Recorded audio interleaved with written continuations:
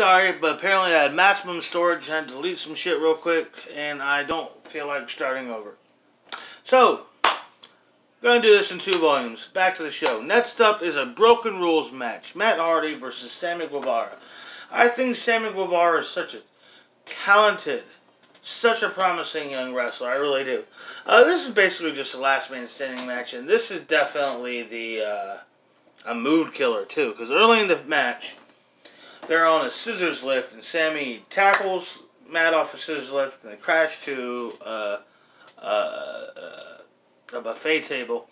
But Matt virtually misses the table and smacks his head right on the concrete. And oh my god, just the way his whole body just tenses up was just terrifying. There's no way he wasn't really hurt. The match is stopped, and then after a few minutes, the match is restarted. And they really just walk to the stage, main part of the arena, where they clearly had their setup finished.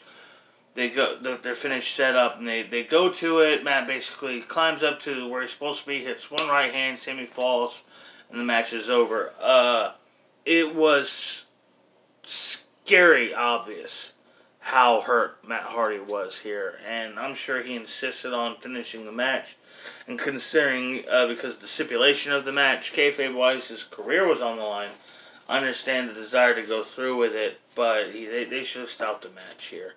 It was very uncomfortable to watch, and it really it took me a while to get back into the show, to be honest with you.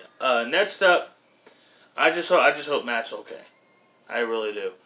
But next up is the Women's Championship match.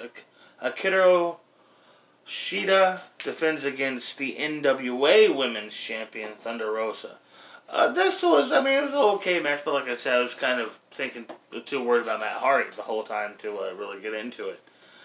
I thought it went too long, and that was a running thing of the show. I'm going to talk about more at the end.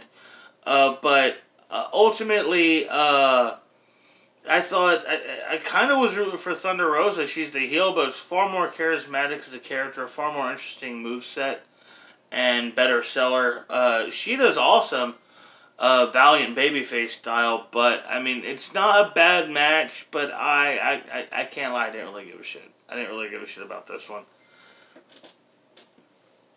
Next up is a 6-man tag team match. 8-man tag team match. Did it again. Of the babyface team, the Natural Nightmares, which is the Natural Goldust, Dustin Rhodes Runnels. His partner of QT Marshall, Scorpio Sky, and Matt Cardona, or Woo Woo Woo, Zack Ryder, depending on what circles you know him in. And they're taking on the team of the Dark Order, which is Evil Uno, Stu Grayson, which they called Dick Grayson at one point. I thought it was funny. It's nice. Colt Cabana, and the new TNT champion, Mr. Brody Lee, or Luke Harper. I absolutely loved how coming to the ring, Cabana's all, hopping around, smiley, waving to the face. He has absolutely no idea he is with the bad guys. He's just clueless. And funny, great stuff there. This was a good match, a really hard-hitting, actually a very emotional match. The finish comes where Brody Lee lays out Goldust. He tags in Colt Cabana, setting him up, handing him the victory, as he's been doing many times over the last few months. Cabana goes, instead of just taking the cover, goes for a moonsault, misses the moonsault, Goldust rolls him up, and the babyfaces win. The Dark Order are just absolutely dejected. Harper, or Brody Lee, just go with me, is just screaming shit at Colt Cabana before he just storms off. Just so pissed off. After they all leave, Evil Uno kind of just helps Cabana up and takes him back. And it's, it's okay, man. He gets mad. This kind of stuff. Great Colt stuff. Good. To me, the match was long in the tooth, but it had a good story. Afterwards, backstage, we have Dustin Rhodes being interviewed by Tony Schiavone. who runs, off the announce desk real quick to interview him, and Dustin cuts a great emotional promo about, vengeance for his brother, and then he's told that this Wednesday he got a shot at the TNT title, and, just a great promo and everything from Goldie here, as he talks about, so long since he had an opportunity to be a champion, and he thought that part of his life was over, and this Wednesday night means the world to him, and he will make the most. Good stuff. Just really, really good promo here from Goldust. Trust me. Next up is the World Tag Team Championship match. FTR, formerly the Revival, with Tully Blanchard in their corner, taking on the team of Hangman Adam Rose and the Cleaner, Kenny Omega. Let's just say this right here. This match was long. This match was insanely long. In fact, this match was so long and so damn good that it really should have ended the show. They could have taken the whole show home right here with this by the end of it. The whole story here is, the Revival, they're a solid team, and Hangman and Omega have been a tentative, tumultuous team since they've got together, but have somehow held on to the titles for the better part of a year. But here the Revival come in, and they befriend the Elite to just completely betray them and turn their back on them, and have totally driven a wedge between Omega and Hangman. It's just lots of good story stuff going on here. The finish comes where Hangman is setting up one of those assholes for the V-trigger. He ducks. Hangman gets hit with the V-trigger. They throw out Omega. They hit Hangman with 2 spike pile drivers. And we have new World Tag Team Champions in FTR. Fuck the Revival. After the match, Kenny Omega rips off, takes a sign, an Elite sign, and rips off, and it's just the bearings of the sign. And he's teasing he's gonna hit Hangman with it, who can barely stand. He's so exhausted and hurt from the match. Then he just throws it down and he storms out. And the camera follows him storming out of the whole arena, getting into his limo-driven SUV. While the Young Bucks are trying to, yeah, we're emotional, we're all upset right now, but can we at least talk about this? And, and Omega's having none of it, every week I put up with this fucking guy, and he's got a good point, they've really kept it a good story through their whole tag team, who was going to be the one to turn heel. And even still now, it's not quite clear, because, it's 1 week, is it going to be Hangman, or is it going to be Kenny? We'll see. It's a good story. I like the slow burn stories. I really, really do. Very intriguing. I like where they're going here. Next up is the Mimosa Mayhem match. Now, while this is not the best match on the show, and while I was kind of burnt out by the time we got, because we're talking we're nearly 3 hours into the show by the time this match starts. But this is the reason to see All Out 2020.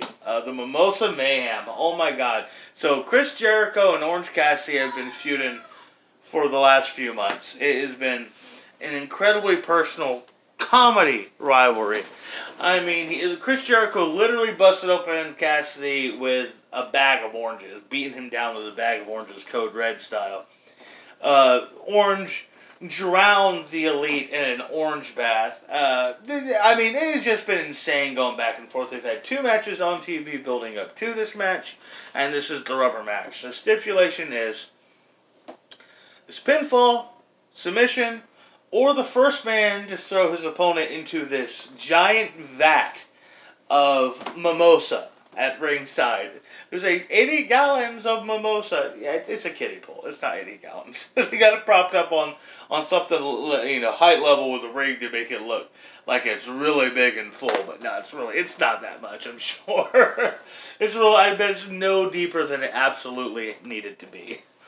And there's 2 of them set up on either side of the ring, so I'm guessing the one that doesn't play into the finish had even less actual orange juice in it. I'm saying neither one of them had any actual alcohol. In fact, it's probably no actual orange juice. It's probably just water with fucking orange dye in it. That's what I would have done. But this was a great match. You know, I love how Cassie teased who was going to do his Orange Cassidy thing at the beginning, just to start with a ball of fire. Bell rings. He charges at Jericho. Codebreaker right out the gate. Hellacious. By the way, the crowd is insanely loud.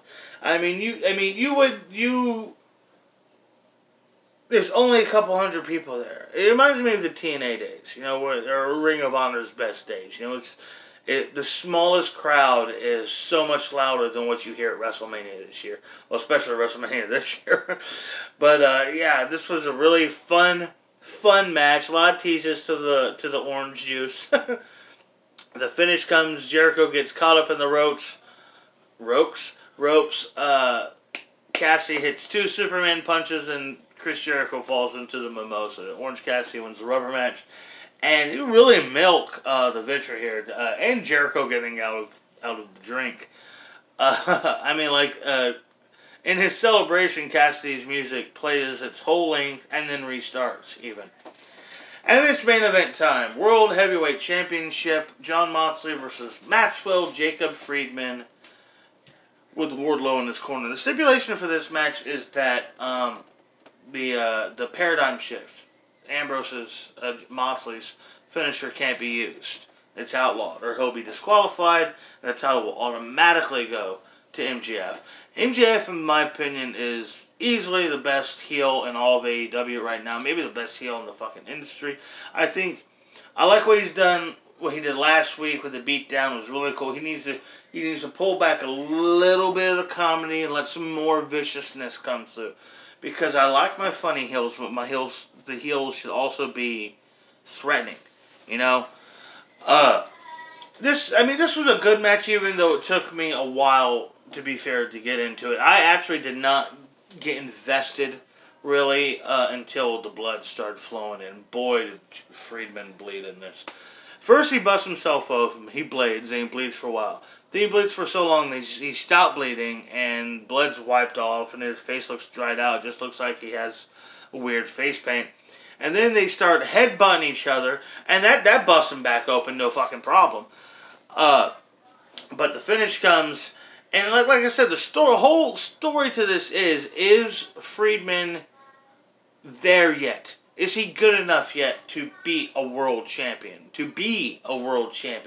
And can Moxley win a match without the paradigm shift? Has he become too dependent on this one move? It's a good storyline. Ultimately, none of that played into the finish.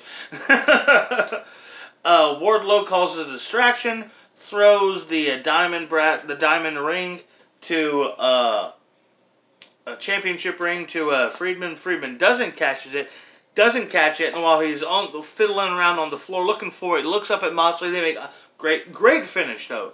Don't get me wrong. They look at each other.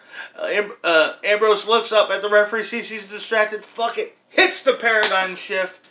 1, 2, 3, wins the match. There was a little bit after the bell. After the bell, you see the referee ask him, Moxley, "What'd you do?" And it was, "I hit him. Oh, I got him with a good one." You know, kind of thing. It's a good show, but it's so long. It is just under 4 hours, and with only 9 matches. And of the whole show, only one match goes under 10 minutes. And that's the Hardy Sammy match, and clearly that match was rushed because of the early injury. It was a really, really, really good show, and I guess the attitude is if you're only going to do 4 shows a year, go all out with every one of them. And they really wanted to get the fans their money's worth for this, and, good for them for that. But it was a bit of a chore to get through. Even though, this is, I think, the way to do a wrestling show. There were 2 backstage interviews and maybe 4 or 5, no more than 5 match packages. Where you watch WrestleMania now, every match has a package. You have the host, you have the long-ass intro to WrestleMania, then you have the host come out to introduce WrestleMania, then you have a second intro to WrestleMania, then you have a match package for the first match at WrestleMania, then you have the long-ass entrances for the match By the time the bell rings for the opening match, you're nearly 30 minutes into the show. And no wonder it goes fucking 7 hours, you know what I mean? But this centered on the ring. It centered on the action. And yeah, I think many of these matches could have been slightly trimmed. The women's match could have been shorter. The women's title match, I mean, could have been shorter. The tooth and nail match could have been cut from the whole card, put on the pre-show for all I care. That match was trash. Terrible way to kick off the show. They should have kicked off with a tag match. Like I said, the 8-man tag match, the women's match, and maybe even the Mimosa Mayhem match could have all been trimmed. You know what I mean? And to tell you the truth, they could have taken a few minutes off that tag team match and given over to the world title to make it a little bit more emotional. You know? But I think, well, clearly they're trying to go for like an Arn Anderson, Tully Blanchard style match with that, and it was good, but I've seen all 4 guys do better. Anyhow, I hope y'all enjoy this video. I hope y'all watched the first half, and if you did watch that half and got frustrated, I hope you come back and finish it and watch this one. Anyhow, I'm Jake Davis, and I will catch you motherfuckers on the fly.